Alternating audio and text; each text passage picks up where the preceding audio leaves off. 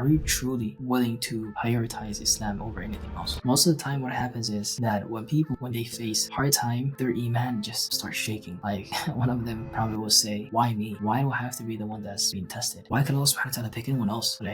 So do we actually give everything to Islam in order to have that paradise that Allah subhanahu wa ta'ala promised us? Are we willing to give everything that we have, our career, our souls, everything that we have for this religion or not? So what are the things that we can do in order for us to be ready to sacrifice everything else? So first thing that we need to do is we need to prepare ourselves for sacrifice. As a Muslim, you have to be aware, or you have to know that this life wasn't meant for you. I'm not saying that you shouldn't live a better life, but I mean this life is not the one that Allah subhanahu wa ta'ala wants for you. What He wants for you, it's a life that's gonna sustain more, better, and more long and lasting. He wants for your life that's gonna last forever, not a life that's gonna go away. One of the things that I was listening to a couple of days ago was a guy talking about one of his students that came to him and he said, yeah, Sheikh, life is getting tough, I'm not finding a job and whatnot. He's like, okay, let me ask you some questions just to understand how this life is not worth your stress, it's not worth your anxiety and whatever. And he said, what's your name? So he said his name, his father, his grandfather, great-grandfather. He's like, okay, what was the last person's name? He's like, his name was, for example, Mustafa.